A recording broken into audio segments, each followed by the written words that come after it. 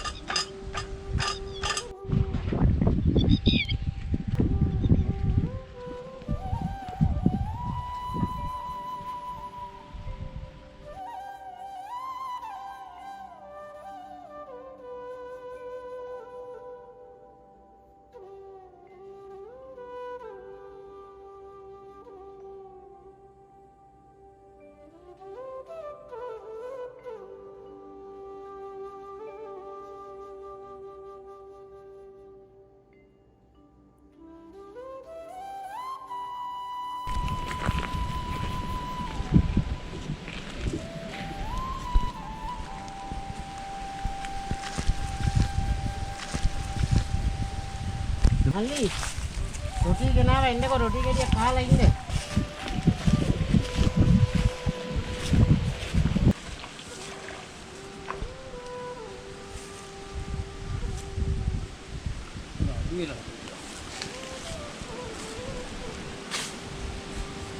දුනම අමාරු. ගලවන්න. ඇලෙක් අතුර අඩි කිව්වා.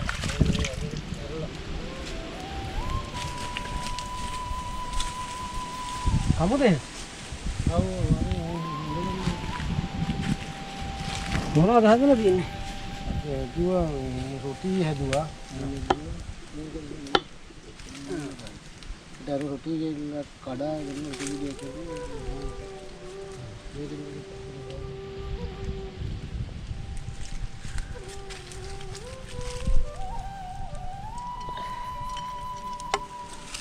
අද දවස් අවශ්‍ය වෙනකොට ගලවන්න ගලව ඉවර කරයි. රොටිය නම් පට්ටම රස. මොනවද හැදෙන්නේ? හාල් පිටි. රතු හාල් කැපි. මොකද මේ මම ඊට ඉස්සෙල්ලා මෙහෙම එකක් කාලා නැහැ. පළවෙනි වතාවට තමයි මෙහෙම මේ පොලොස් මෙහෙම හදලා කන්නේ. මේ සාමාන්‍යයෙන් පොලොස් ඇඹුලක් නේ හදන්නේ. මේක ඇඹුලක් නෙවෙයි මේකට මොකද්ද කියන්නේ? මේ ටෙම්පරාදුවක් වගේ නියම ගානම තියෙනවා. පොලොස් ගැටල සම්මල අරගෙන හොඳයි. පොලොස් ගැට තම්බලානේ. ඔව්.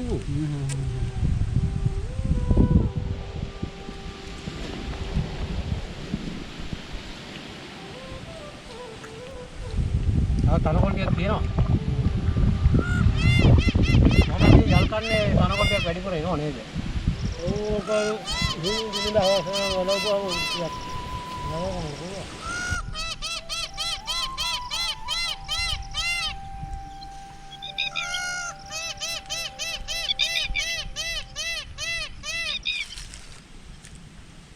කටු කියලා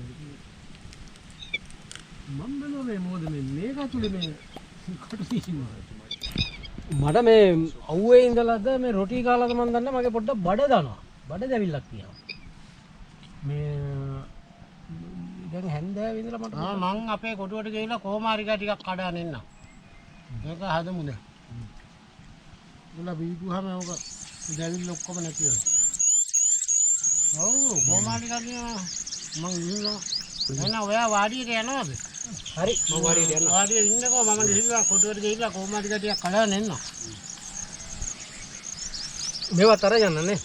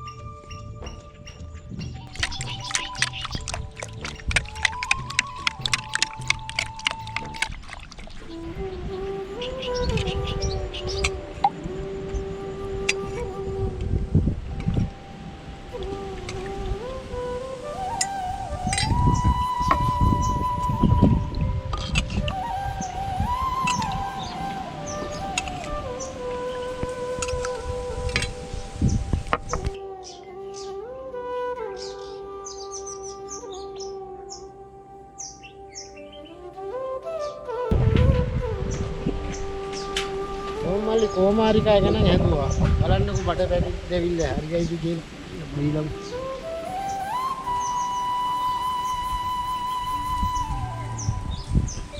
රසය අත්තම රසය. දෙවිල්ල කිසි විදිහක් කඩන්න නම් මාර රසක් තියෙනවා. කෝමාරිකා එතකොට අර මේ දීනවත් දීලා නේද? ඒක තමයි ඉස්සෙල්ලාම ජීවිතේ. මේ මං අද මේකනේ දැන් ඔය බොන්නේ. හොඳ කියලා මම කියලා නේද මේ කොමාරිකා වලින්